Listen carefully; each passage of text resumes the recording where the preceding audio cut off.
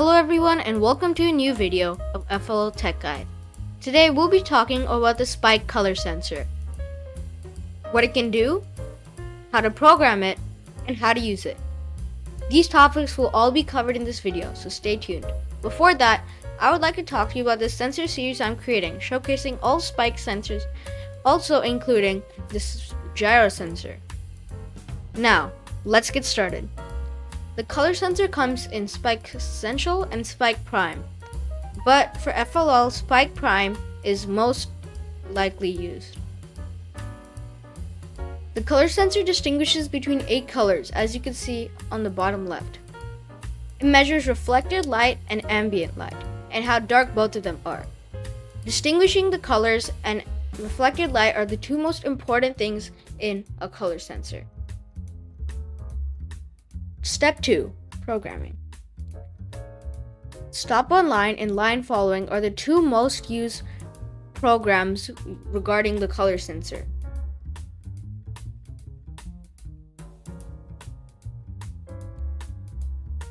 First, stop on line. When program starts, move forward, wait until color sensor detects black, then stop. This is the simpler code here. As you see here, here's an example of it in play.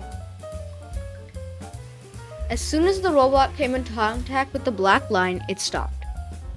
Next is line following. This code is by Next Level Teacher, and it's a lot, so if you would like to stop and pause the video to copy it, you can do so right now.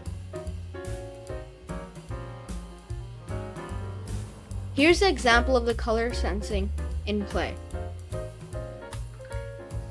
As you see, it follows the line,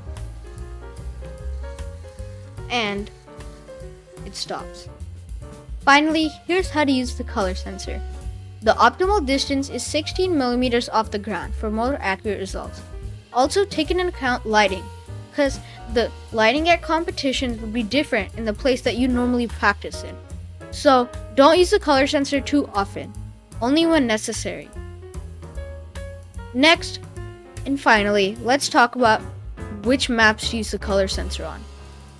Maps such as the Masterpiece map have a large amount of lines, as it has 2 lines in the side and 1 line in the center, so that makes it good to use a color sensor in.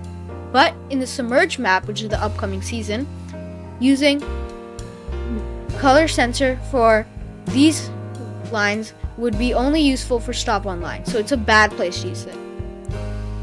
Next video will be about the distance sensor. Stay tuned and thank you for watching FLL Tech Guide. Images and videos used are in the description. Thank you.